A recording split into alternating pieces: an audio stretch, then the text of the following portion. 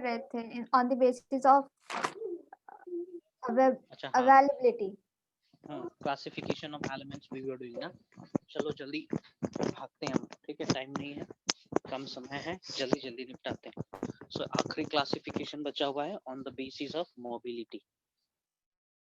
Fine, essential elements on the classification of essential elements on the basis of mobility. Fine.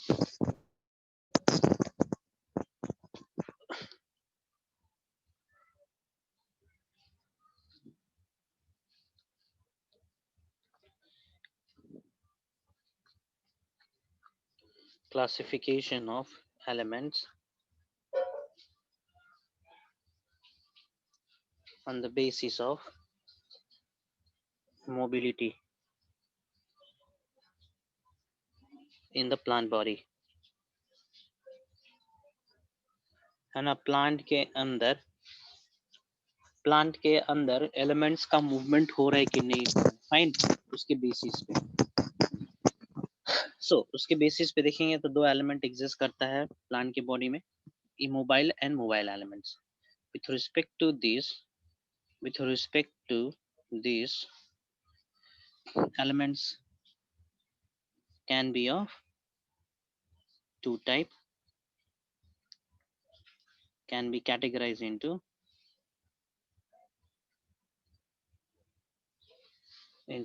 two types. एक हो जाएगा immobile element,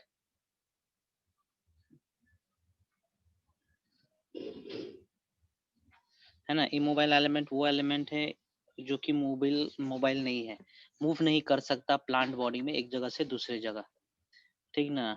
it can't move from one part of the plant to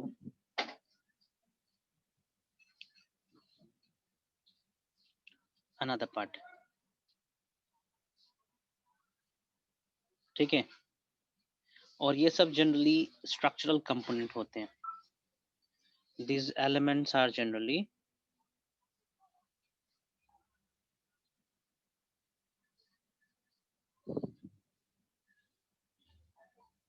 present in structure of the plant, है ना। ये हो गया, example दे रहा हूँ कि मोबाइल का क्वेश्चन आता है, ठीक है। This is calcium, iron, sulphur, copper, ये सब इमोबाइल एलिमेंट है। फाइन, नेक्स्ट मैं कर रहा हूँ मोबाइल एलिमेंट। मोबाइल एलिमेंट वो होंगे जो मूव कर सकते हैं प्लांट बॉडी में। It can move from one part of the plant to one part of the plant to another part,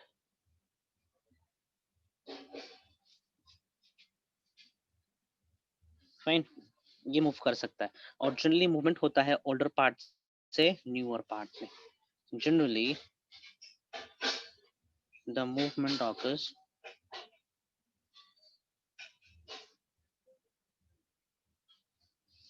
from older part to younger part,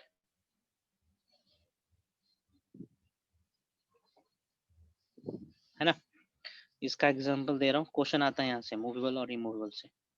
potassium, phosphorus, nitrogen, chlorine, magnesium, है ना, इन सभी की movement होती है। चलिए ये topic खत्म होता है। नेक्स्ट बता रहा हूँ क्रिटिकल एलिमेंट्स। क्रिटिकल एलिमेंट्स वो एलिमेंट्स होते हैं जो पौधे के लिए बहुत ही नेसेसरी है और जल्दी डिप्लीट हो जाता है सॉइल से, ठीक ना। It is those elements which is most important for the plant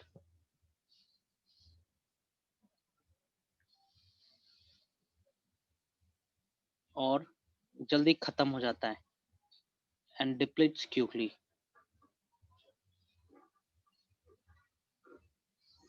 ठीक है। Okay, it become deficient in the soil because of it generally becomes deficient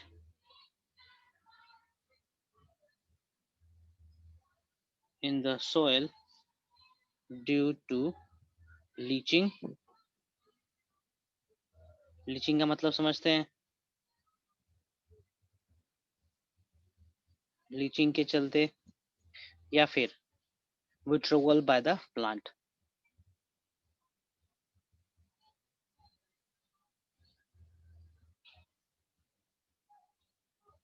है ना, इसके चलते हो सकता है।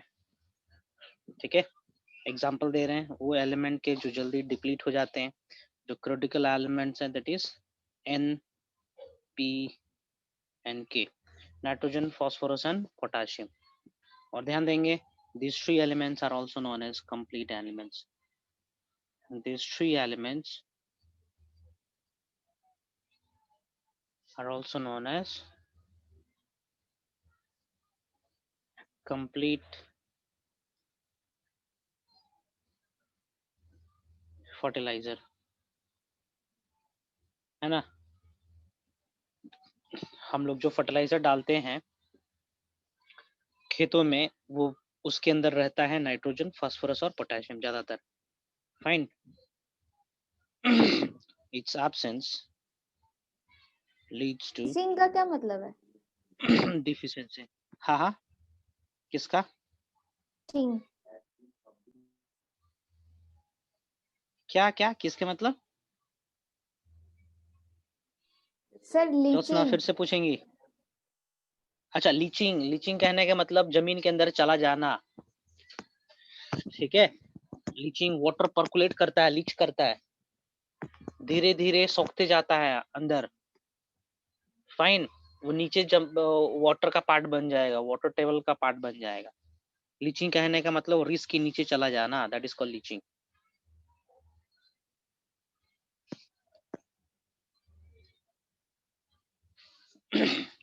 ठीक है, beside essential elements,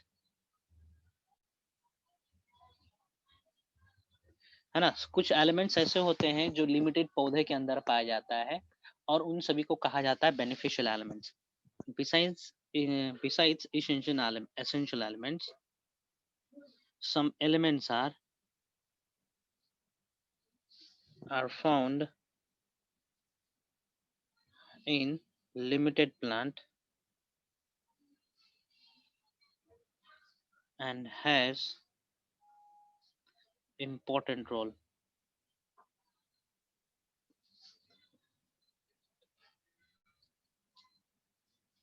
Such elements are called beneficial elements. Question आता है यहाँ से,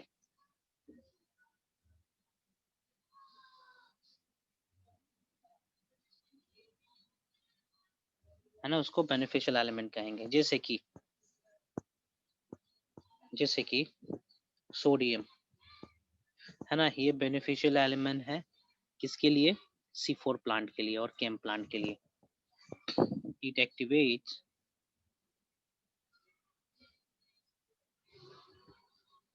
phosphoenol pyruvate synthetase enzyme in C4 and CAM plant. ठीक है, नेक्स्ट देखते हैं सिलिकॉन।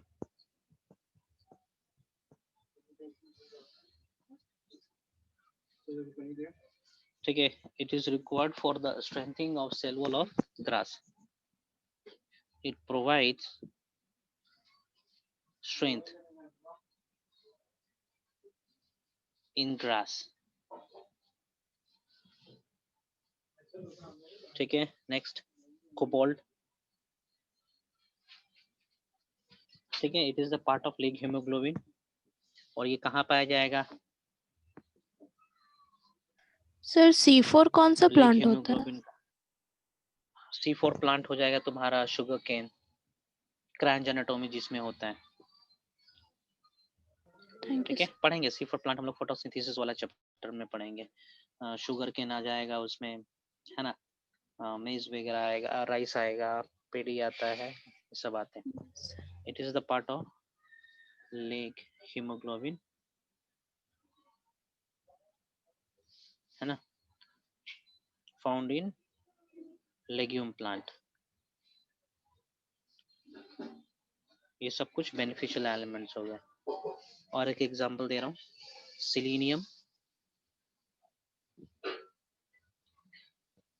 है ना, it is an sir activator of leg enzyme. Haemoglobin क्या है?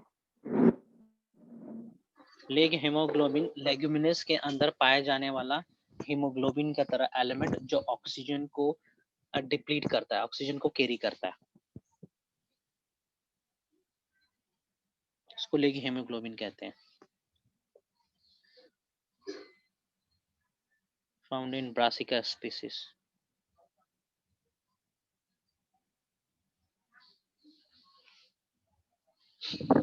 ठीक है, ये खत्म होता है यहीं पे। उसको ऑक्सीजन स्कैवेंजर भी कहा जाता है। लेग हेमोग्लोबिन को ऑक्सीजन स्कैवेंजर भी कहते हैं। ये पता चलेगा इसी चैप्टर में आखिरी में। Role of nutrients in the plant.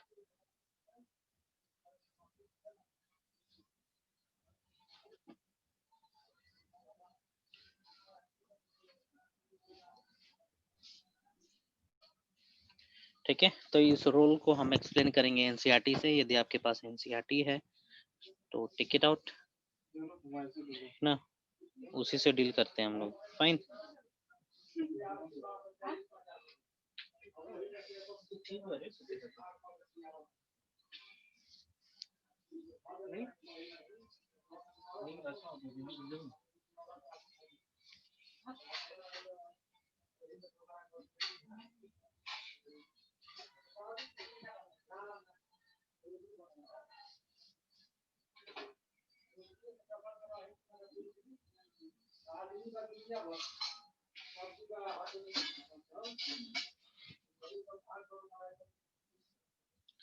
सी, जो सबसे पहला एलिमेंट हम लोग देखते हैं, एसेंशियल एलिमेंट्स, मैक्रोन्यूट्रिएंट,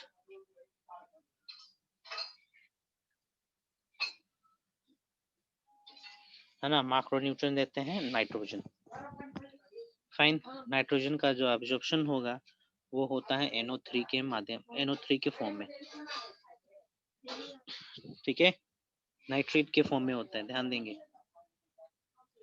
ठीक है, नाइट्रेट के फॉर्म में ही नाइट्रोजनस कंपाउंड और नाइट्रोजन एब्जॉर्ब होता है पौधे के अंदर, और किसी दूसरे फॉर्म में एब्जॉर्ब नहीं हो सकता।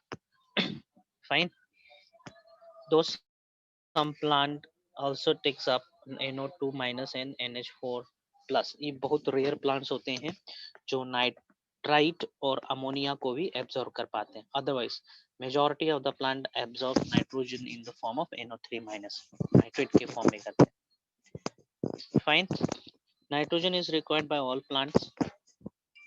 ठीक है, particularly the meristematic tissue and the metabolically active cells। ये सब चाहिए, इन सभी में नाइट्रोजन चाहिए होता है, क्योंकि nitrogen is the part of amino acid and amino acid results in the formation of protein and protein is known as building block element.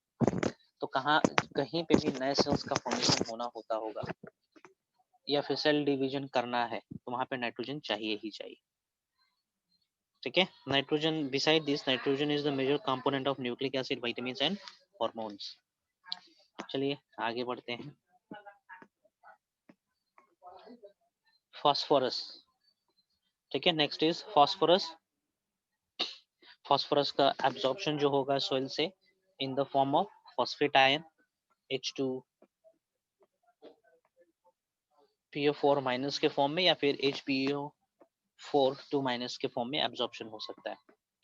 Fine, phosphorus is the constituent of cell membrane, certain proteins or nucleic acid and nucleotide required for all phosphorylation action।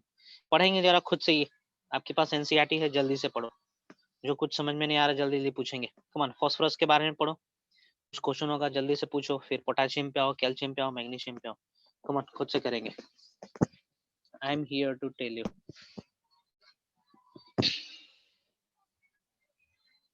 Phosphorylation reactions में क्या होता है?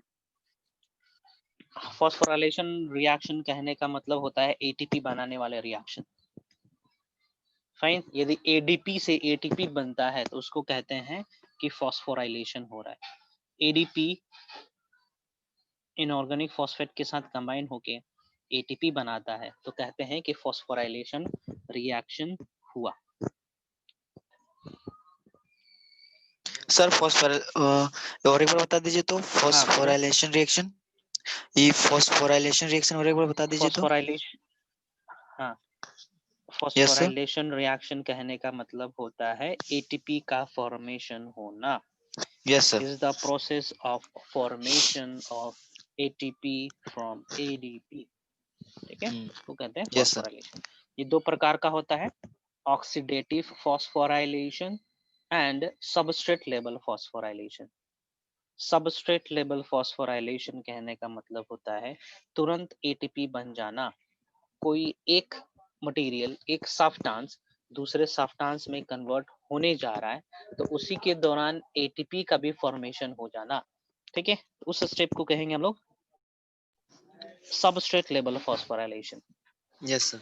और phosphorylation जो mitochondria के अंदर होगा, है ना, माइटोकॉन्ड्रिया के अंदर होगा इलेक्ट्रॉन ट्रांसपोर्ट सिस्टम द्वारा, उसको कहेंगे हम लोग ऑक्सीडेटिव फॉस्फोराइलेशन।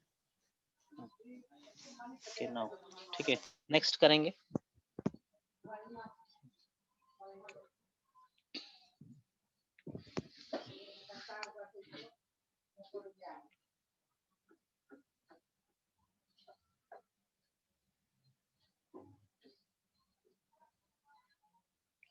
नेक्स्ट, जिसका जिसका क्वेश्चन है वो पूछते चले, ठीक ना, इंतजार ना करो दूसरे का। ठीक है, वो पूछेंगे ये पूछेंगे, है ना, खुद से पूछो।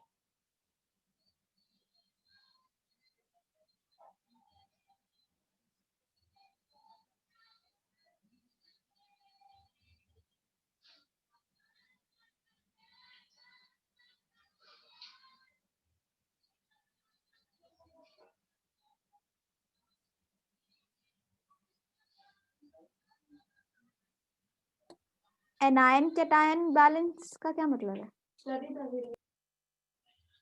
अमाउंट ऑफ, ठीक है, अमाउंट ऑफ क्या बोलेंगे, negative ions and positive ions in the body, है ना। हमारे शरीर के अंदर नेगेटिव आयंस और पॉजिटिव आयंस बैलेंस्ड वे में होने चाहिए, ठीक ना, तो उसको बोलते हैं cationic ionic balance.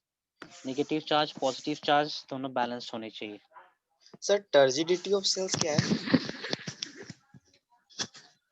Cell turgid होना, सेल के अंदर पानी भरा हुआ रहना, उसको टर्जिडिटी कहेंगे। सब सिर्फ मतलब सेल के अंदर जो पानी भरा रहता है तो उसमें टर्जिडिटी, उसे ही टर्जिडिटी कहते हैं? यानी सेल फुला हुआ, सेल के अच्छा। अंदर पानी भरा हुआ, टर्गर प्रेशर ज्यादा है, उसको टर्जिड सेल कहेंगे। उसके अंदर एंडोस्मोसिस हो रखा है। Next, very good, go ahead.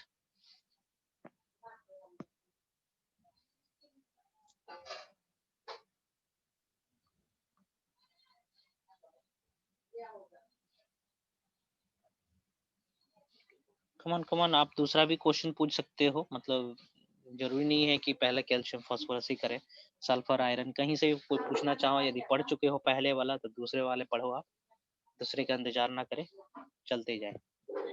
Sir इसका मीनिंग क्या है? Plant absorb calcium from the soil in the form of calcium ions, that means क्या है दिक्कत, क्या है, क्या दिक्कत लग रहा है इसमें? क्या कैल्शियम सिंपल इंग्लिश तो है। Sir plant calcium and plant absorb कर रहा है, यस सर प्लांट एब्जॉर्ब कर रहा है कैल्शियम कैल्शियम। एलिमेंट को हाँ इन the form of Ca2 positive ions, कैसे सर? है ना, आयंस के फॉर्म में एब्जॉर्ब कर रहा है एक्टिव ट्रांसपोर्ट से, ठीक ना। अच्छा सिंपली आप हाथ को कंसिडर करिए रूट्स, है ना, और यस जमीन सर। को टच करिए, जमीन मान के चलिए सोयल है, और सोयल के पास कैल्शियम आयंस प्रेजेंट है ना। कैल्शियम आयन की एब्जॉर्प्शन हो जाएगी आपके फिंगर्स के अंदर, मतलब रूट्स के अंदर एक्टिव ट्रांसपोर्ट से। Next,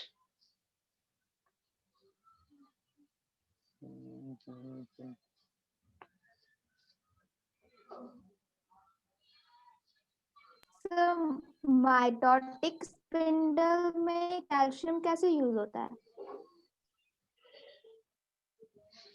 calcium actually forms alpha और बीटा, जो ट्यूबुलिन प्रोटीन्स होते हैं ना, अल्फा और बीटा, जिसके चलते प्रोटोट्यूबुल बनता है या प्रोटोफिलामेंट बनता है। याद करो, अल्फा बीटा से बनता है आपका प्रोटोफिलामेंट, है ना। तो अल्फा बीटा को जोड़ने के लिए चाहिए होता है कैल्शियम आयन, और ये प्रोटोफिलामेंट ही आगे चल के बनाता है स्पिंडल फाइबर, और स्पिंडल फाइबर चाहिए होता है मियोसिस डिवीजन में, माइटोटिक डिवीजन में। Very good. नेक्स्ट,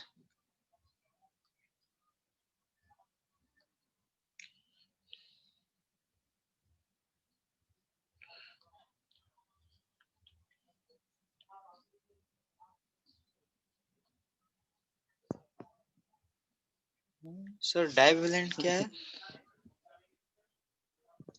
डाइवेलेंट माने 2+ को डाइवेलेंट कहेंगे, 1+ को मोनोवेलेंट कहेंगे। Mono, yes.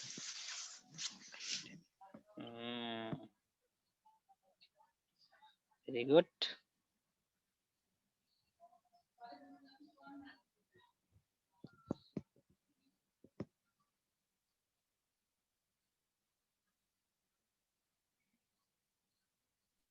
Sir magnesium is a constituent of ring structure of chlorophyll, इसका मतलब?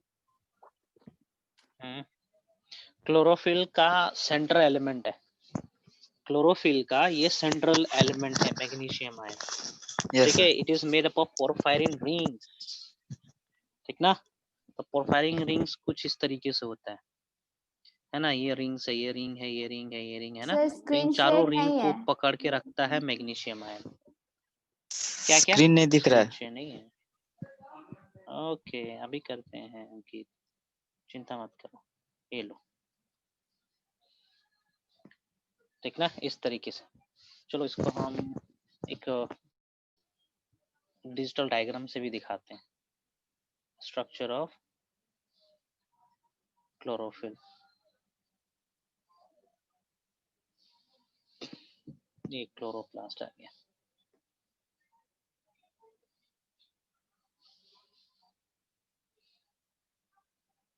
ये देखिए, ये दिखा, स्ट्रक्चर दिख रहा है, यस सर। स्ट्रक्चर दिख रहा है। Yes, magnesium sir. Ion centre में प्रेजेंट है ना। तो ये मेजर कॉन्स्टिट्यूएंट है क्लोरोफिल का। क्वेश्चन यहाँ से एक आता है कि यदि हम ग्रीन लीफ को जला दें, पत्ते को जला दें, प्लांट को जला दें, तो कौन सा एलिमेंट हम लोग हार्वेस्ट करेंगे लार्ज अमाउंट में? The answer is magnesium ion. ध्यान देंगे, है ना। यदि हम पौधे को जलाते हैं तो उसके राख में कौन से एलिमेंट को हार्वेस्ट करेंगे in high amount? The answer is magnesium.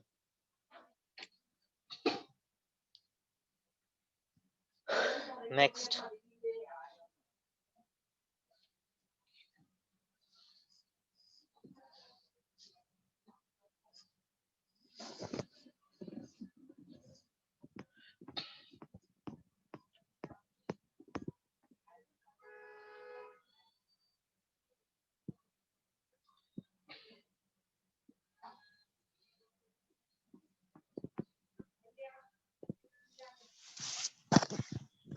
फेरोडॉक्सिन क्या है?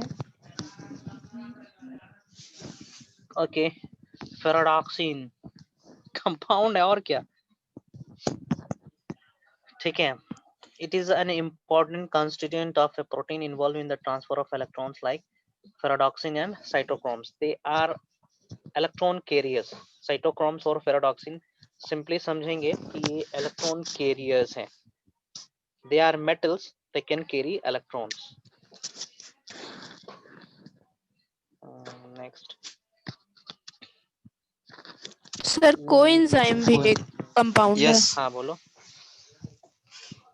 Coenzyme sir. हाँ, कोएंजाइम भी कंपाउंड है जिसमें, हाँ, जिसमें ऑर्गेनिक और इनऑर्गेनिक मटेरियल्स प्रेजेंट रहते हैं, है ना। दे आर कॉल्ड, इसको हम लोग क्या बोलेंगे, कंपाउंड एंजाइम कह सकते हैं, है ना। Compound Yes. एंजाइम कहेंगे जिसमें ऑर्गेनिक पार्ट और इनऑर्गेनिक पार्ट भी रहता है। इनऑर्गेनिक पार्ट को हम लोग कोएंजाइम कहते हैं या फिर प्रोस्थेटिक ग्रुप कहेंगे। रिकॉल करो जरा बायोमोलिक्यूल वाला चैप्टर, उसमें हम बताए प्रोस्थेटिक ग्रुप, कोफैक्टर, कोएंजाइम, है ना, ये बुलाया जाता है जो नॉन ऑर्गेनिक कंपोनेंट होते हैं एंजाइम्स के।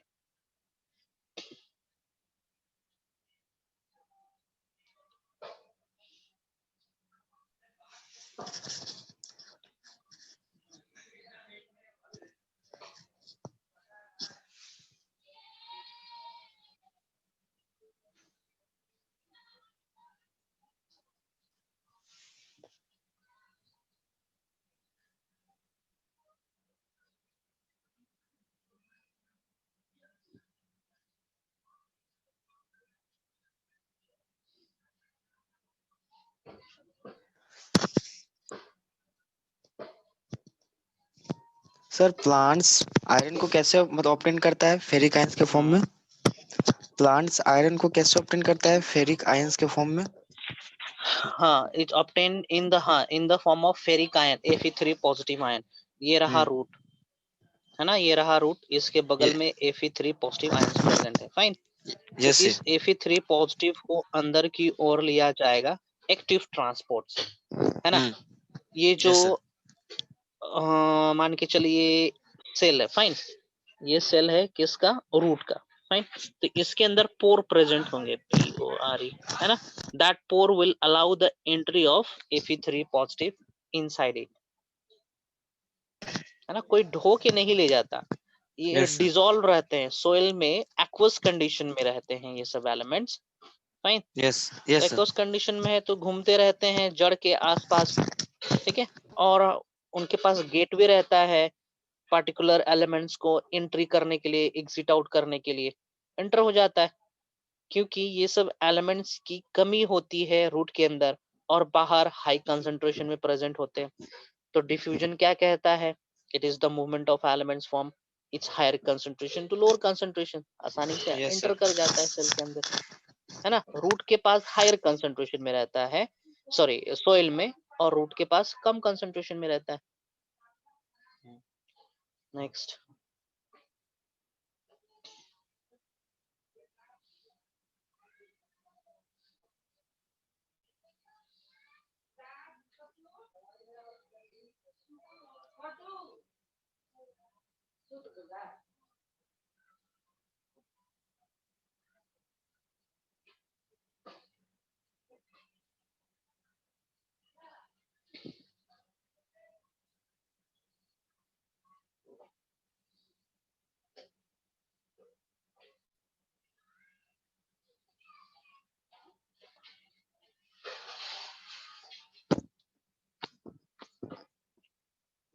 चलो अभी यहीं पर हो जी, तुम लोग आगे बढ़ो जल्दी।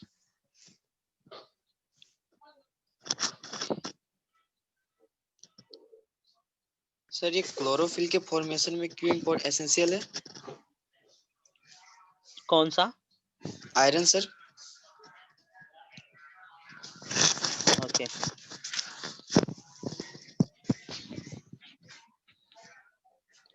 सर आयरन मतलब क्लोरोफिल के फॉर्मेशन के लिए फॉर्मेशन क्यों ऑफ एसेंशियल है? क्लोरोफिल मॉलिक्यूल, हाँ हाँ हाँ, आयरन भी प्रेजेंट रहता है क्लोरोफिल स्ट्रक्चर के अंदर, ठीक है ना। टेल वाले रीजन में आयरन भी प्रेजेंट रहता है, जी। फाइन, इसीलिए। नेक्स्ट, आ जाओ इधर, आ जाओ इधर, आ जाओ अभी। मैंगनीज, मैंगनीज पे आओ।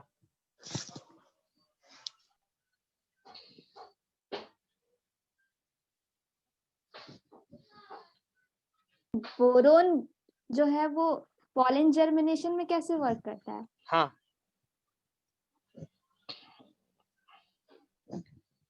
ओके, पोलन जर्मिनेशन में ये फैक्टर की तरह काम करता है, प्रोटीन ग्रोथ, क्या बोलेंगे, इलोंगेशन में मदद करता है, सेल इलोंगेशन में मदद करता है पोर। जो मोस्ट इंपॉर्टेंट है, क्वेश्चन आता है पोलन जर्मिनेशन के दौरान कौन से एलिमेंट की यूज ज्यादातर होती है? The answer is boron.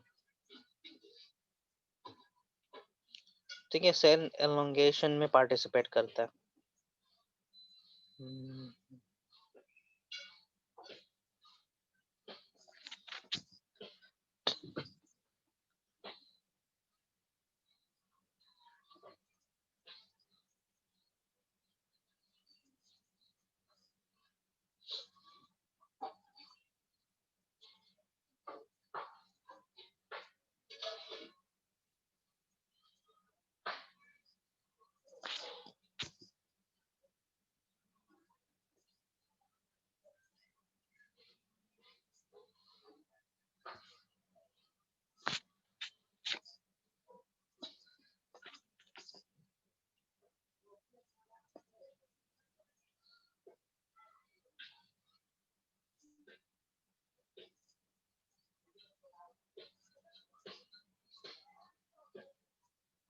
हो गया।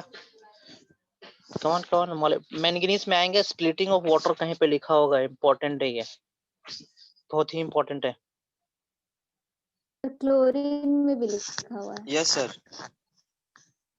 क्लोरीन भी ऑप्शन में है और मैंगनीज भी है, तो you have to tick on manganese. Fine, manganese पे टिक करेंगे।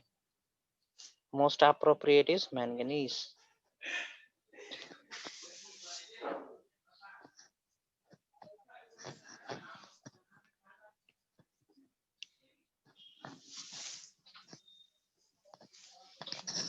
Yes sir. ओके फाइन, हो गया। Yes sir. Now shall we move to deficiency area. चलिए, now you can mute your mic. अब हम लोग आते हैं डिफिशिएंसी वाले पे। Fine fine.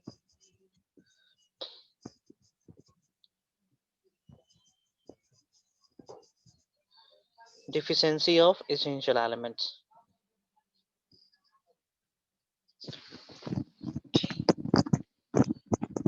एनसीईआरटी से ही करेंगे, दूसरी जगह से नहीं करेंगे। यहाँ पे कुछ लिखा हुआ है क्रिटिकल कंसंट्रेशन, देखेंगे जरा क्रिटिकल कंसंट्रेशन क्या होता है। एनसीईआरटी आपके पास है। ओके, डेफिनेशन क्या कह रहा है जी क्रिटिकल एलिमेंट का।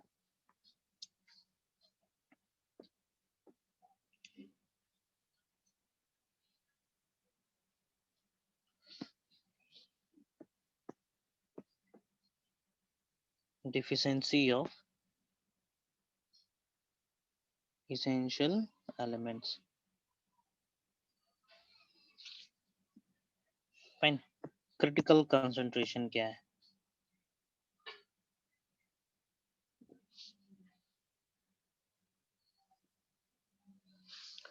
ठीक है, एक होता है आपका थ्रेशोल्ड कंसंट्रेशन। थ्रेशोल्ड फिजिक्स में पढ़े होंगे आप लोग।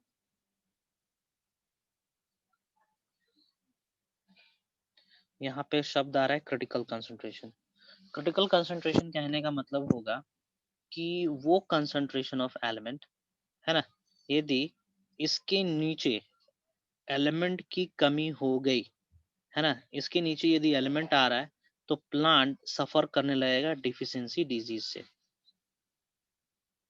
है ना, डिफिशियंसी से सफर करने लगेगा।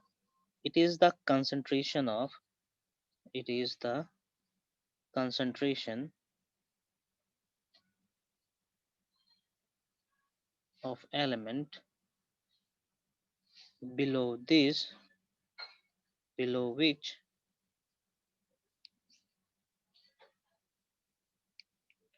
the plant starts to suffer from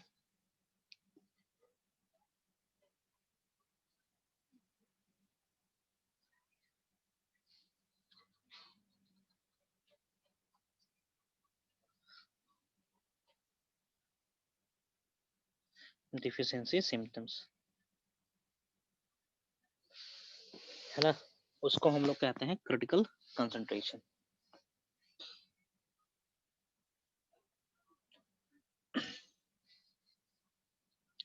ठीक है, यदि क्रिटिकल कंसंट्रेशन के नीचे आ गया, ठीक है, तो कुछ मॉर्फोलॉजिकल चेंजेस होने लगेंगे। फाइन, चलिए यहाँ पे हम डिस्कस कर रहे हैं मोबाइल एलिमेंट्स और इमोबाइल एलिमेंट्स के बारे में। क्रिटिकल कंसंट्रेशन रहने दें। Now I am providing the difference between mobile and immobile element.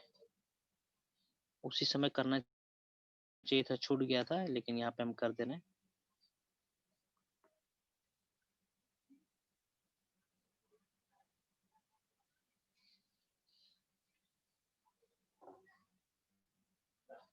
लिखते जा रहा हूँ, कोई चीज नया लगेगा तो पूछेंगे आप लोग।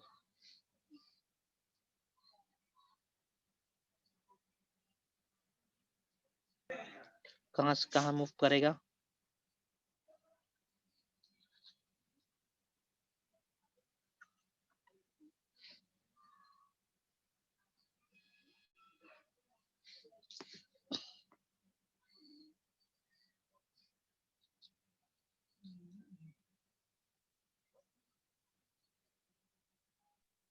सर यंगर से ठीक है, ओल्डर की मोबाइल तरफ एलिमेंट्स नहीं का मूव कर डिफिशिएंसी सकता है। सिम्टम्स दिखेंगे ना, यंगर के ओल्डर की तरफ नहीं। ओल्ड मतलब मरने वाला, टूट के गिरने वाला है पौधे से, है ना। तो टूट के गिरने वाला तो सब पौधे में कोई पौधे को तो कुछ फायदा दिख नहीं रहा है, तो क्यों ना हम एलिमेंट्स को दोबारा यूज कर ले।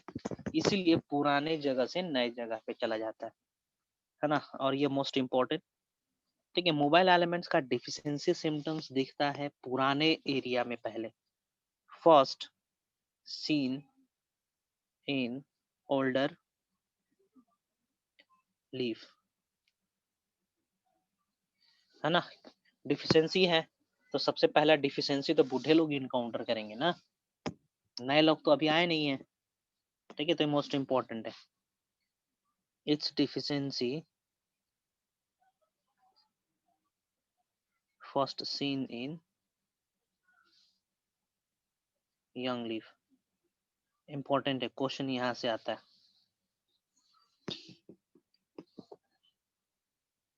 नाइट्रोजन, फास्फोरस, मैग्नीशियम, ये सब हो जाएंगे मोबाइल एलिमेंट्स, और इमोबाइल में कैल्शियम हो जाएगा। नाउ डिफिशियंसी सिम्टम्स क्या क्या दिखेगा पौधे के अंदर?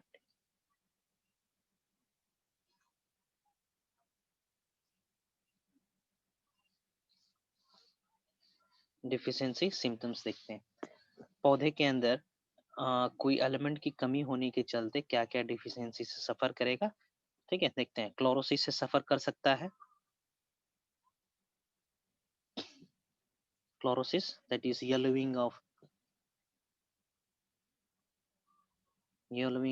लीफ, इसको क्लोरोसिस कहेंगे। नेक्रोसिस, नेक्रोसिस का कहने का मतलब होता है death of tissue.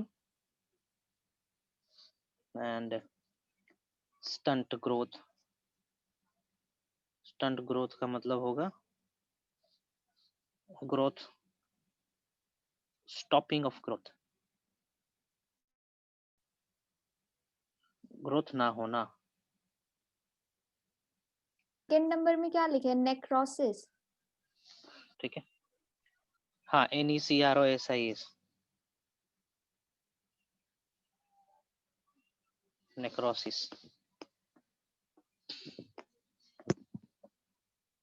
Premature leaf fall,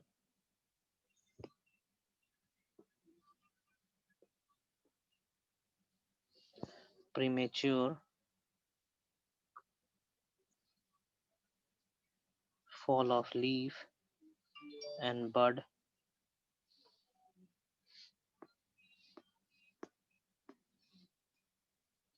late flowering, delay in flowering,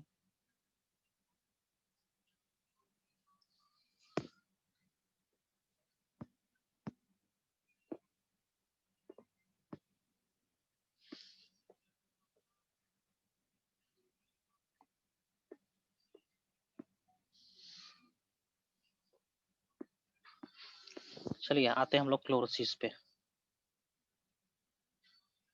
सी हम जो पढ़ा रहे हैं इसमें जो एलिमेंट की डिफिशियंसी बता रहे हैं, अलग अलग किताब में अलग अलग एलिमेंट मेंशन होगा।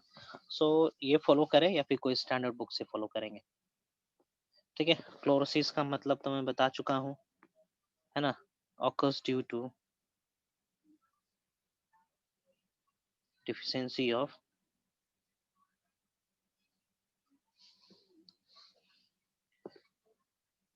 Nitrogen, potassium, sulphur, molybdenum, zinc, ठीक है, मैंगनीज, आयरन, है ना। इनके चलते इस डिफिशियंसी के चलते क्लोरोसिस होता है। फाइन। लेट फ्लावरिंग होगा,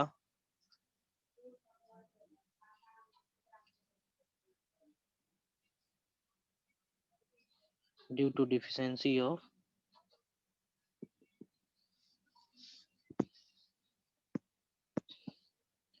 नाइट्रोजन, सल्फर, मोलिब्डेनम, है ना।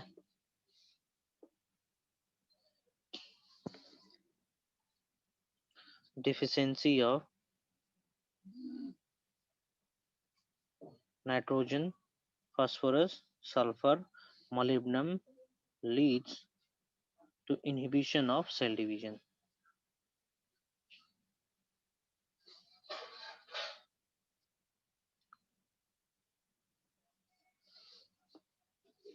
फाइन। नेक्स्ट है नेक्रोसिस। कभी कभी आपने देखा होगा पत्ते के अंदर होल रहता है, यस सर। है ना, पत्ते के बीच में होल रहता है, छेद रहता है, दैट इज नेक्रोसिस। उसी को नेक्रोसिस कहते हैं। उस पर्टिकुलर एरिया में टिश्यूज मारे पड़े हैं, उसको नेक्रोसिस कहेंगे।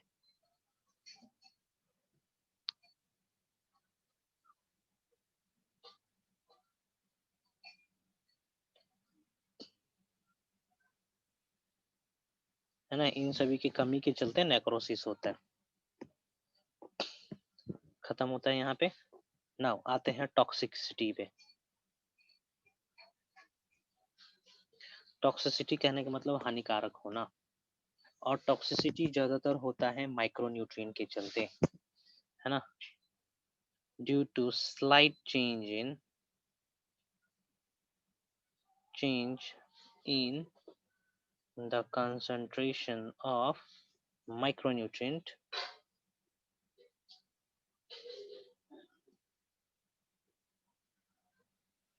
plant either suffers from deficiency symptoms or toxicity, है ना। टॉक्सिसिटी होता है slight change in the concentration of micronutrient, deficiency होता है थोड़ा सा कमी के चलते। फाइन। यहाँ पे हम एक शब्द यूज कर रहे हैं, CTL, that is critical toxic level. इसका डेफिनेशन मैं बता रहा हूँ। Critical toxic level, fine, it is the concentration of element in the tissue which results in the reduction of 10% of dry weight of the plant, है ना। इसको कहते हैं हम लोग क्रिटिकल टॉक्सिक लेवल। मतलब कि टॉक्सिसिटी तो है, लेकिन कितना होगा, इसको मेजर करने के लिए एक हम यूनिट अप्लाई करते हैं, दैट इज CTL, है ना। CTL बताता है कि भैया पौधा 10% से टॉक्सिसिटी को सफर कर रहा है। Okay, concentration of element in the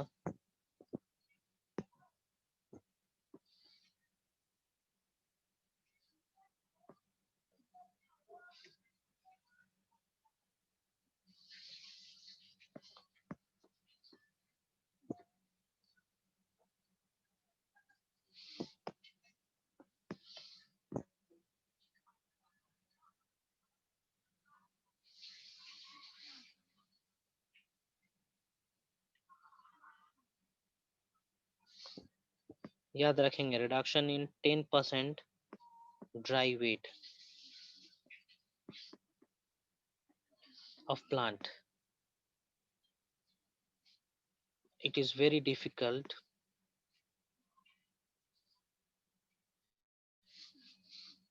to find out the toxicity due to micronutrient, क्योंकि माइक्रोन्यूट्रिएंट इतना कम अमाउंट में प्रेजेंट है कि हम उसको जांच नहीं सकते जल्दी। नेक्स्ट एक केस स्टडी बता रहा हूं मैं मैंगनीज टॉक्सिसिटी का, एक case study of manganese toxicity, है ना। मैंगनीज इज अ माइक्रोन्यूट्रिएंट, है ना। मैंगनीज के चलते पौधा अन्य अन्य प्रकार के बीमारियों से सफर करने लगता है। तो हम कंफ्यूज हो जाते हैं कि ये एक्चुअली में मैंगनीज के चलते बीमारी हो रखा है प्लांट में, फिर कई और एलिमेंट्स के चलते होता है। जैसे कि मैं बता रहा हूँ सिम्टम्स फॉर दिस इज, यदि मैंगनीज टॉक्सिसिटी से पौधा सफर कर रहा है तो उसका सिम्टम्स क्या है? ब्राउन स्पॉट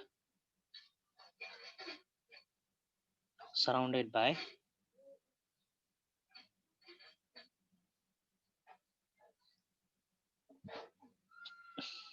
क्लोरेटिक वेन,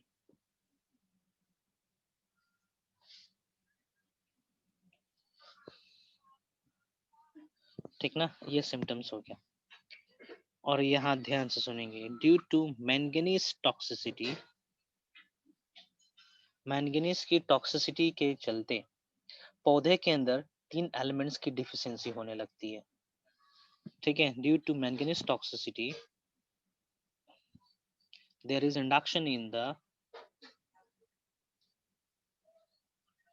होने लगता है induction in the toxicity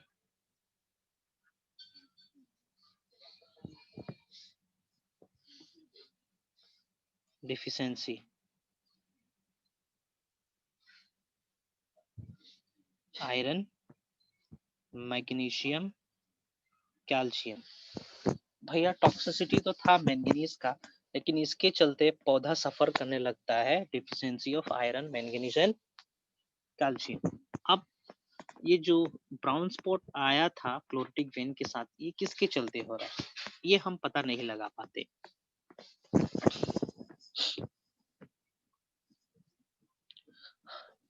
sir chlorotic when क्या है ना, यहाँ पे क्लोरेटिक वेन कहने का मतलब पीला पीला पीला वेन हो जाना, जैसे कि यहाँ पे फोटो देखेंगे आप, क्लोरेटिक वेन का डायग्राम मैं दिखा रहा हूँ।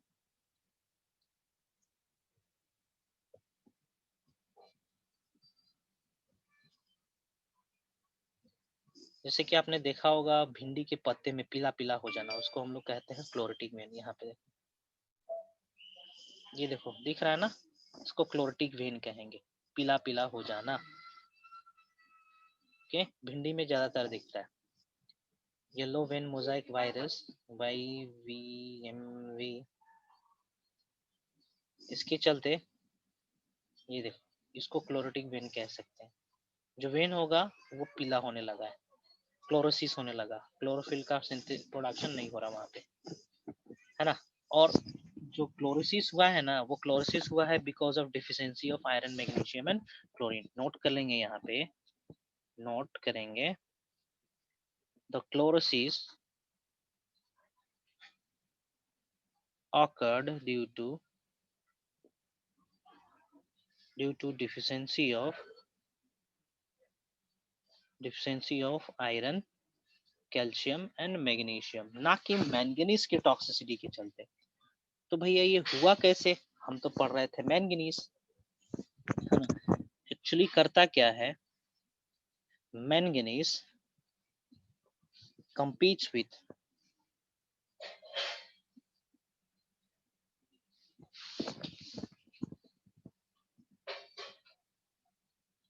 with iron and magnesium for uptake, है ना, compete करता है। Okay, and also manganese competes with magnesium for binding with enzyme, competitive inhibition हो रहा है यहाँ पे, ठीक ना। सर एक्चुअली के बाद क्या लिखे हम? Actually, manganese competes with Mn. Manganese competes with iron, magnesium for uptake. Soil के अंदर मैग्नीशियम भी प्रेजेंट है, आयरन भी प्रेजेंट है, मैंगनीज भी प्रेजेंट है. फाइन. सो मैंगनीज कंपीट कर लेता है इन दोनों से. मैग्नीशियम का एब्जॉर्प्शन होने नहीं देगा, आयरन का एब्जॉर्प्शन होने नहीं देगा. फाइन.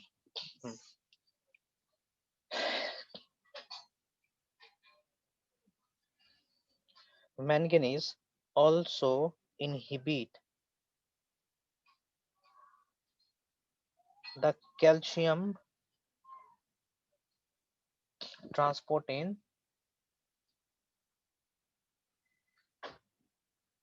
Leaf tip. लीफ के टिप पे जाना नहीं देता है कैल्शियम आयंस को,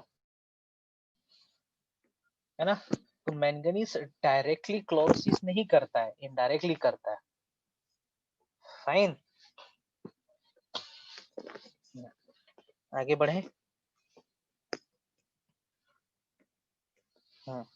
तो यहाँ पे हम एक मेंशन कर दे रहा हूँ. It is found that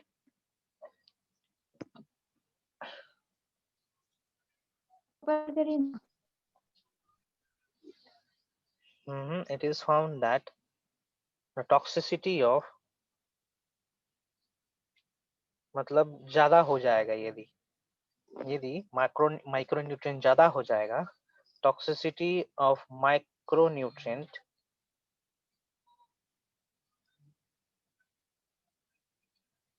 leads to deficiency of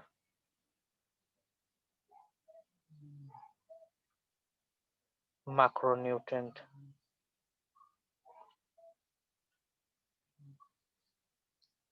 हमने ये देखा अभी. ठीक है, चलिए ये एपिसोड यहाँ पे खत्म होता है. अगला टॉपिक स्टार्ट करते हैं, हाइड्रोपोनिक्स. क्या होता है हाइड्रोपोनिक्स?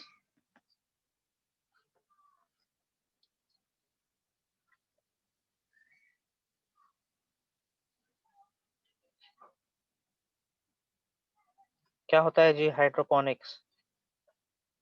सर नहीं पता. Hydroponics is the practice of agriculture, or it's a phenomenon of growing plants in the absence of soil by the use of nutrient solution only. ठीक है, it is the phenomenon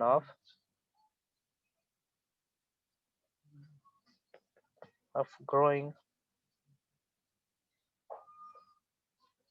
plants in complete absence of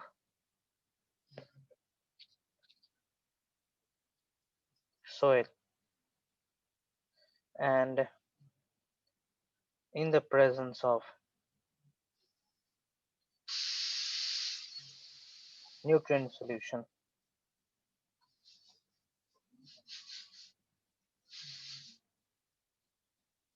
इसको कहते हैं हम लोग hydroponics. NCERT में mention होगा, पहले ही पेज में देखेंगे. ठीक है, और आज के डेट में ये फील्ड बूम कर रहा है, बहुत तेजी से आगे बढ़ रहा है. डे बाय डे सोइल कमता जा रहा है. ठीक है, वहां पे घर बन रहे हैं, इंडस्ट्रीज बन रहे हैं. तो लोग क्या करेंगे भविष्य में? पानी में उगाएंगे पौधे को, वर्टिकल फार्मिंग करेंगे. एक कंपनी है अर्बन किसान करके, है ना, जिसको चला रहे हमारे एक सीनियर हैदराबाद में. फाइन. तो करंटली ही इज ग्रोइंग केल, लेटिस, है ना, ग्रीन लीफी वेजिटेबल्स ग्रो कर रहे हैं. He is my senior. Urban किसान, मैं यहाँ पे क्लिक कर रहा हूँ गूगल पे, और ये सब करी जा रही है हाइड्रोपोनिक्स के थ्रू.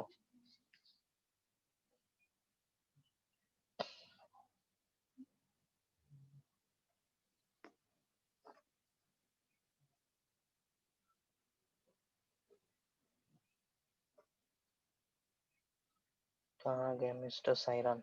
ही जो वॉच लगाए हुए हैं, दिख रहा है? कॉलर माइक लगाए यस सर। हुए हैं, साई राम नाम है इनका, साई राम सर जो नाम है, पीछे ठीक ना। ही वाज माई, ना ना ना, जो व्हाइट शर्ट पहने हैं कॉलर साइड माइक में। पहन रखे हैं, हाँ साइड में है। He is my project guide of masters degree, ठीक ना। सो इन्हीं का, he is the owner of urban Kisaan, fine. ये ग्रो कर रहे हैं, ये सब उनका लैब का है, फाइन।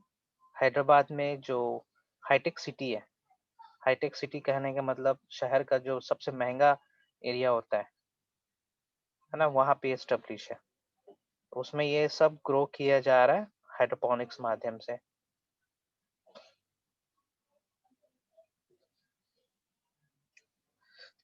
इनको बेस्ट बायोटेक्नोलॉजिस्ट का अवार्ड मिल चुका है श्रीलंका में। सो क्या होता है भैया hydroponics? Is a practice of growing crops in the absence of soil but in the presence of nutrient solution, fine. Yes so sir. करते क्या है, हम पौधे के जड़ को अलाउ करते हैं कि पानी में डूबा हुआ रहे, है ना। पौधे के जड़ को अलाउ करेंगे कि पानी में डूबा हुआ रहे, और पानी में न्यूट्रिएंट डिसॉल्व रहता है, पानी बहता रहता है, कंटिन्यूअसली बहता रहता है, स्थिर नहीं रहता है ना। इस तरीके से ये पौधा हो गया, ओके। सो पहली बार हाइड्रोपोनिक्स का निर्माण डेवलपमेंट करी गई थी in order to study the useful of elements, है ना। कैसे hydroponics was developed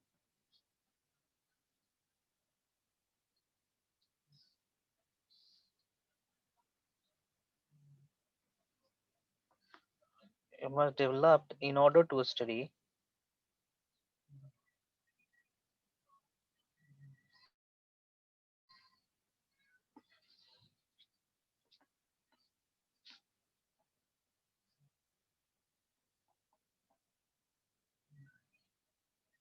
elements in the plant।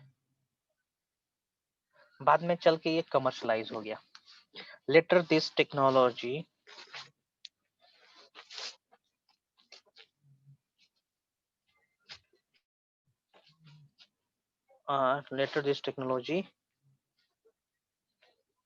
became commercialized,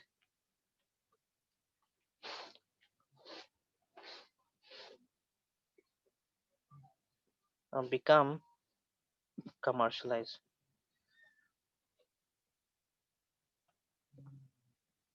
है ना।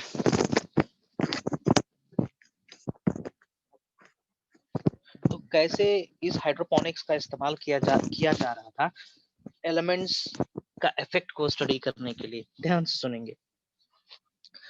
हमने 2 पोट लिया, है ना, 2 पोट लिया हमने। ये इसके अंदर हमने डाल रखा है न्यूट्रिएंट, ऑल न्यूट्रिएंट, सारे न्यूट्रिएंट हम डाल रखे हैं इसके अंदर, है ना। ये पौधा ग्रो कर रहा है, फाइन, ओके। एक दूसरा पौधा पोट लेंगे जिसके अंदर हमने सारे न्यूट्रिएंट डाले हैं, ऑल न्यूट्रिएंट एक्सेप्ट वन, कोई एक हम इसमें नहीं डाले हैं, है ना। तो कोई एक एलिमेंट हम इसके अंदर नहीं डाले हैं, तो इस पौधे के अंदर कुछ बदलाव आएगा? कम ऑन टेल मी, कुछ बदलाव आएगा कि नहीं आएगा? आएगा कि नहीं आएगा? आएगा, है ना, बदलाव आएगा। तो वो बदलाव इस पौधे के अंदर विजिबल होगा कि नहीं होगा? विजिबल होगा। हम Yes, कंपेयर करेंगे इन दोनों को, हाँ इन दोनों को हम लोग कंपेयर करेंगे, फाइन। तो कंपैरिजन से पता चल जाएगा ना कि भैया इस एक्स एलिमेंट से, इस एक्स एलिमेंट की कमी के चलते पौधे में ये कमी हुआ। फॉर एग्जाम्पल यहाँ पे इसका पत्ता का साइज एकदम बड़ा है, लेकिन यहाँ पे पत्ते का साइज छोटा हो गया, ठीक है, पत्ते का साइज छोटा हो गया, और हमने यहाँ पे एक्स एलिमेंट की कमी कर दी थी, तो हम कह सकते हैं ना, बिकॉज ऑफ एक्स एलिमेंट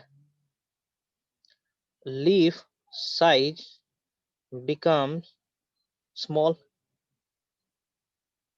है कि नहीं है? बोल सकते हैं कि यस नहीं, सर। है ना? तो इसी तरीके से हाइड्रोपोनिक्स हम लोग यूज में लाते रहे थे, ठीक है, ला रहे थे इन olden days in order to study the effect of elements in the plant. Fine, चलिए आगे बढ़ते हैं। लेकिन आज के डेट में इसको हमने कमर्शलाइज कर रखा है। Now I am saying the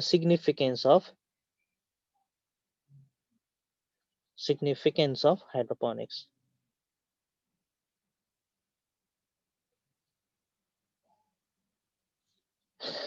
ठीक है, क्या यूज है हाइड्रोपोनिक्स का, बता रहे हैं यहाँ पे।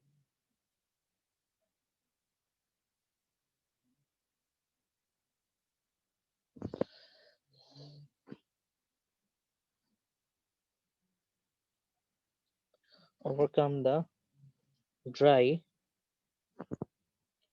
infertile soil problem। ये प्रॉब्लम्स हम लोग रीड ऑफ हो चुके हैं। Regardless off season,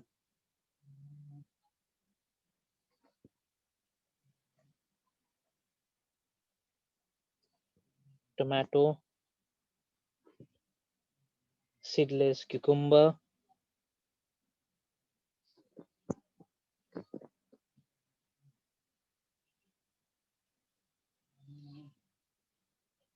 lettuce,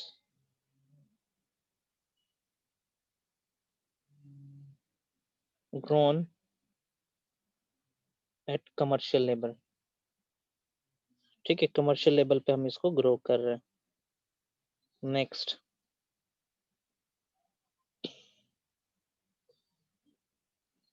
read of no problem of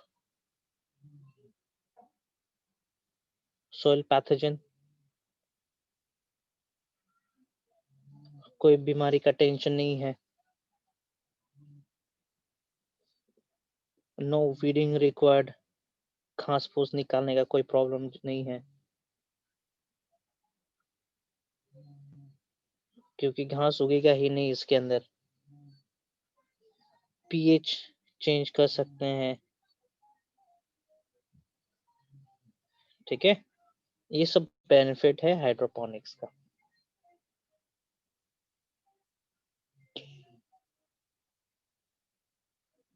चलिए, ये एपिसोड यहीं पे खत्म होता है। इसको मैं शेयर कर दे रहा हूँ, उसके बाद स्टार्ट करता हूँ नाइट्रोजन मेटाबॉलिज्म।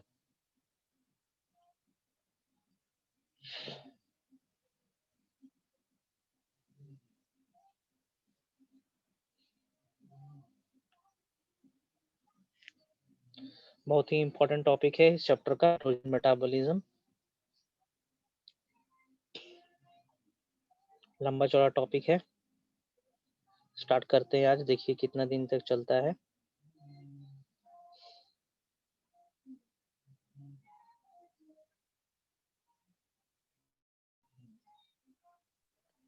सर उसका पीएच लेवल कैसे चेंज करते हैं? एसिड डाल देंगे, स्लाइड एसिड डाल देंगे तो पीएच कम हो जाएगा। अल्कलाइन डाल देंगे, पीएच बढ़ जाएगा।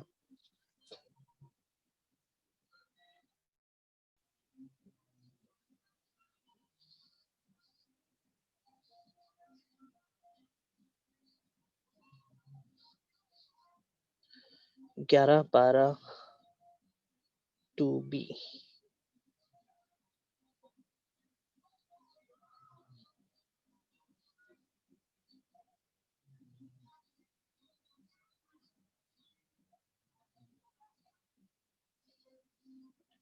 Nitrogen metabolism.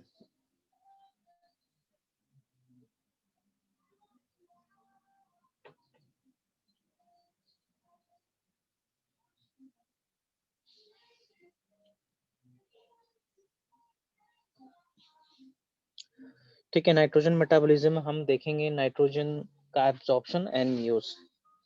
Here the absorption and assimilation of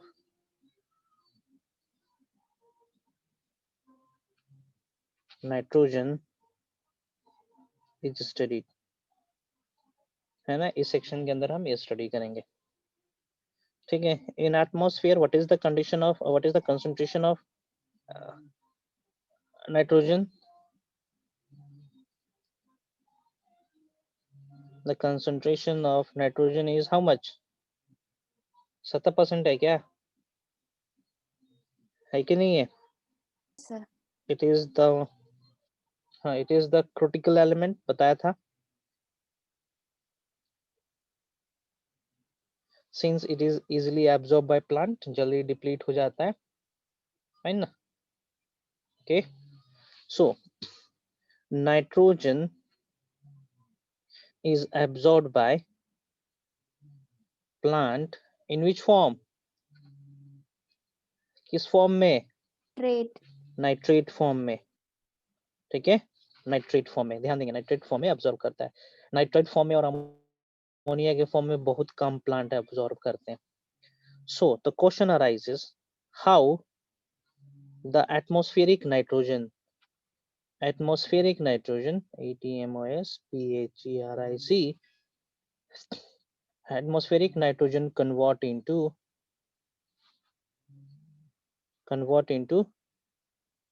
nitrate. For this we need to study, for this इसके लिए हमें क्या करना पड़ेगा, nitrogen cycle,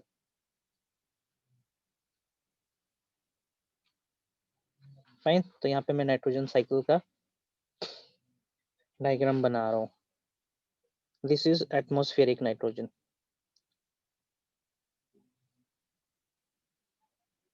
atmospheric nitrogen,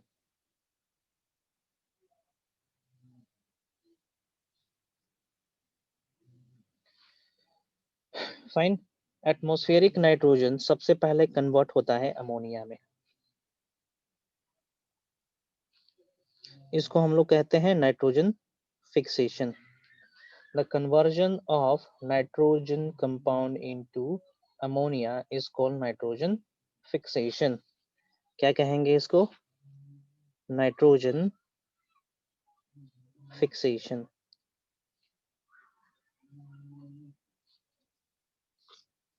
fine. तो ये नाइट्रोजन फिक्सेशन हो सकता है biologically, electrically and by industrial method. Fine, ध्यान से सुनते चलेंगे। It can B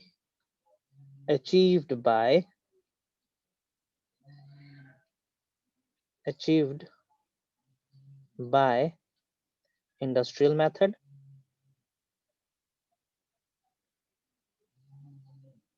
industrial method आपने पढ़ा होगा केमिस्ट्री में, Haber's process,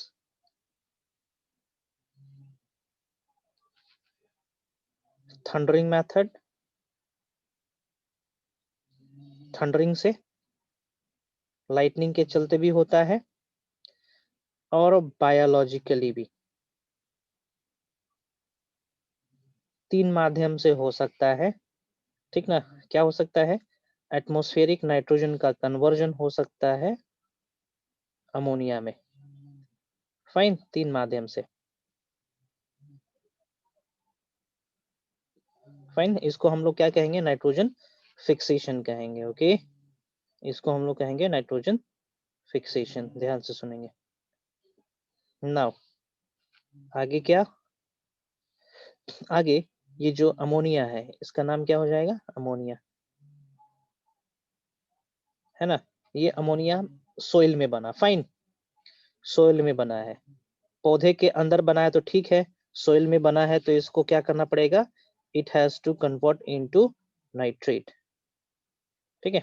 now what happen, this ammonia converts into nitrite first, then convert into nitrite, sorry, NO3 minus, इसको हम लोग कहेंगे नाइट्राइट और इसको कहेंगे हम लोग नाइट्रेट,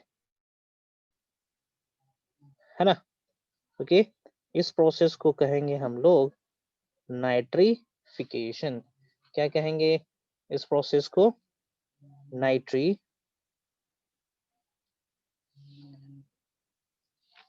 NITRIFICATION, नाइट्रिफिकेशन कहेंगे इसको। फाइन। Yes sir. ओके, ये पूरा प्रोसेस, हाँ ये पूरा प्रोसेस किसके अंदर होगा? सोइल के अंदर हो रहा है ना। यदि ये प्रोसेस प्लांट के अंदर हो गया, if this occurs inside plant, then no need of nitrification.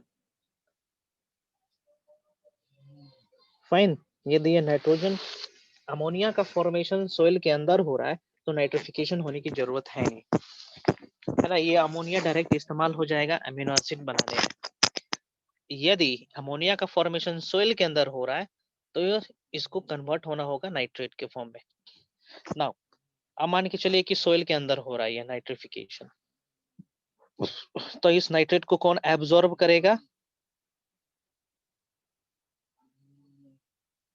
Absorb by plants, है ना। तो प्लांट के अंदर चला गया नाइट्रोजन। फाइन। इस प्लांट को कौन कंज्यूम करेगा? एनिमल करेगा। फाइन। तो एनिमल के पास भी नाइट्रोजन चला गया। हम डायरेक्ट नाइट्रोजन को नहीं ले सकते, ध्यान से सुनेंगे। हम सांस ले रहे हैं तो हमारे अंदर नाइट्रोजन भी जा रहा है, लेकिन नाइट्रोजन को हम एब्जॉर्ब नहीं कर सकते। फाइन। हाई प्रेशर में हम नाइट्रोजन को एब्जॉर्ब कर लेंगे, लेकिन जैसे ही लो प्रेशर आएगा वो नाइट्रोजन बबल्स के रूप में हमारे ब्लड में फैलने लगेगा और बबल के चलते हमारी मौत भी हो सकती है। फाइन। अब क्या होगा? एनिमल मरेगा, प्लांट भी मरेगा। The animal dies, the plant dies. Fine. तो इसका जो प्रोटीन मॉलिक्यूल्स होगा, है ना, प्रोटीन टूटेगा किसमें? अमीनो एसिड्स में टूटेंगे ये। फाइन। अमीनो एसिड्स में टूटेंगे।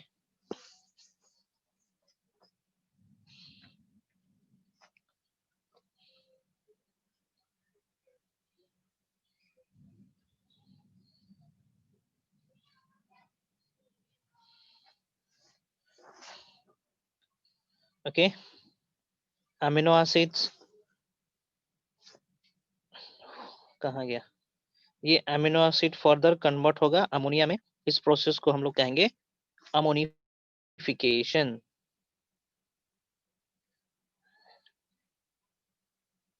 AMMONIFICATION, इसको क्या कहेंगे हम लोग?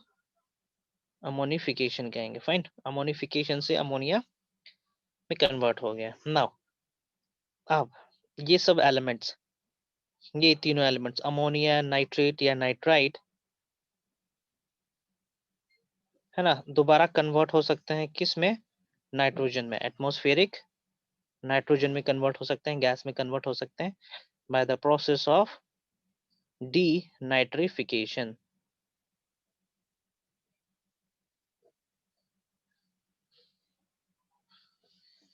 है ना, डीनाइट्रिफिकेशन कहेंगे इसको। डीनाइट्रिफिकेशन के माध्यम से, मेथड से, प्रोसेस से, फिनोमेनन से नाइट्रोजन कंपाउंड कन्वर्ट हो जाएगा नाइट्रोजन मॉलिक्यूल में।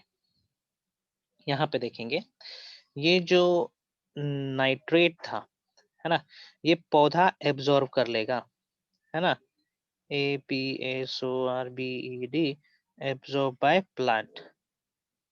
लेकिन इसका यूज NO3 माइनस के फॉर्म में नहीं होगा। It has to convert into ammonia again, है ना। तो इसको हम लोग कहते हैं नाइट्रोजन एसिमिलेशन।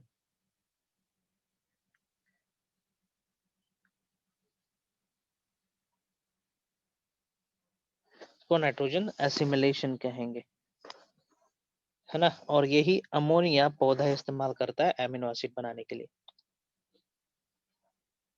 फाइन। तो हमें यहाँ पे पढ़ना है biological nitrogen fixation, ammonification, nitrification, nitrogen assimilation, ये सब चीजें हमको पढ़नी है इस हेडिंग के अंदर। फाइन, तो हम अगले क्लास में आप लोग को पढ़ाएंगे बायोलॉजिकल नाइट्रोजन फिक्सेशन।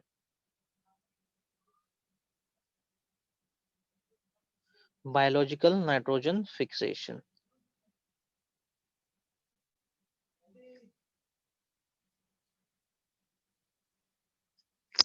कहने का मतलब माइक्रो ऑर्गेनिज्म का इस्तेमाल से एटमॉस्फेरिक नाइट्रोजन को अमोनिया में कन्वर्ट कर देना, that is called biological nitrogen fixation.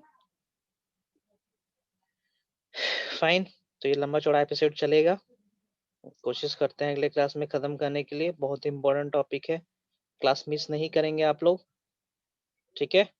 हम यहीं पे साइन ऑफ करते हैं आज। किसी को कुछ पूछना है तो पूछ सकता है।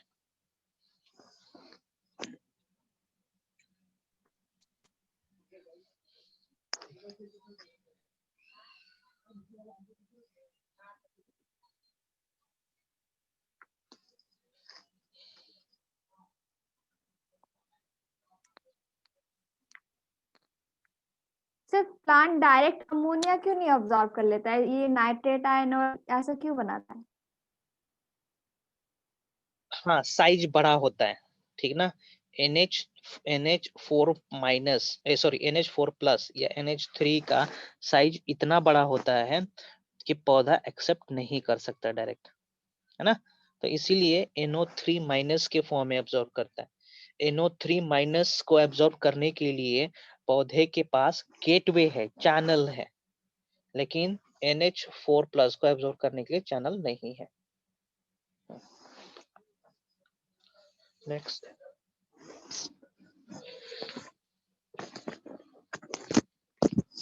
और क्वेश्चन?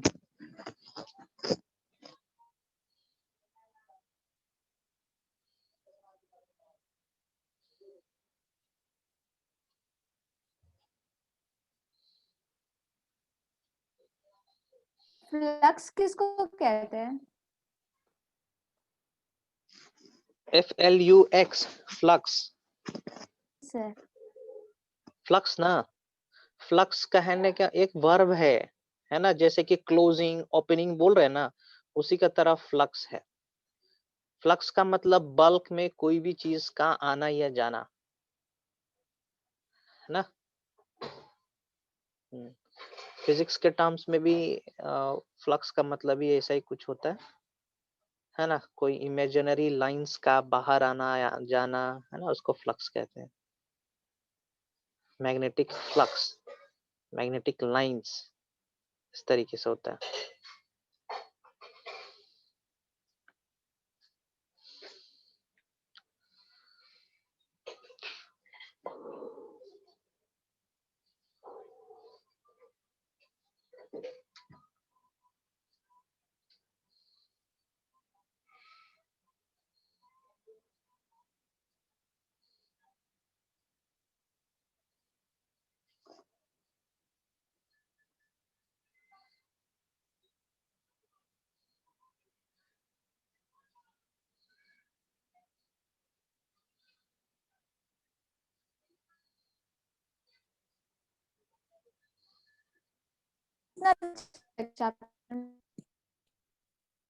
क्या बोल रहा हूँ?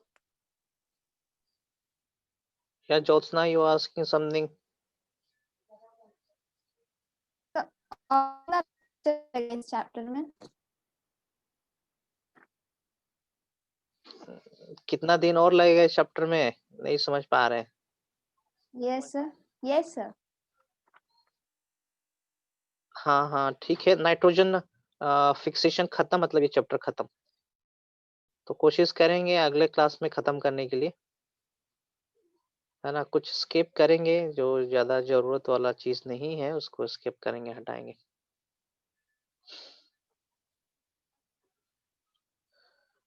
इसमें बैक्टीरिया का नाम वगैरह से क्वेश्चन आता है बायोलॉजिकल नाइट्रोजन फिक्सेशन में।